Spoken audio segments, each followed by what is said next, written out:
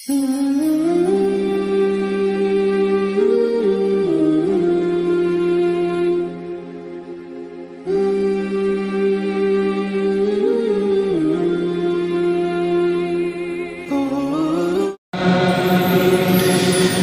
الله الرحمن الرحيم والفجر وليال عشر والشفع والوتر والليل إذا يسري هل في ذلك قسم لذي حجر ألم تر كيف فعل ربك بعاد إرم ذات العماد التي لم يخلق مثلها في البلاد وثمود الذين جابوا الصخر بالوادي وفرعون ذي الأوتاد الذين طغوا في البلاد فأكثروا فيها الفساد فصب عليهم ربك سوط عذاب إن ربك لبالمرصاد فأما الإنسان إذا ما ابتلاه ربه فأكرمه ونعمه فيقول ربي أكرمن وأما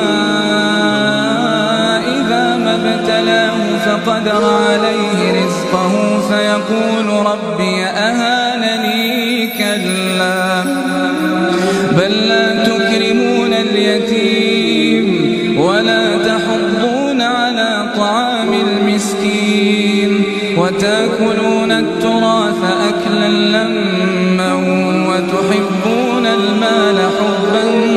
جما كلا إذا دكت الأرض دكا دكا وجاء ربك والملك صفا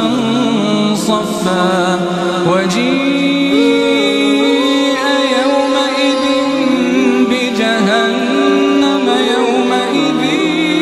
يتذكر الإنسان وأنى له الذكرى يقول يا ليتني قدمت لحياتي فيومئذ لا يعذب عذابه أحد وثاقه أحد يا أيتها النفس المطمئنة ارجعي إلى ربك راضية مرضية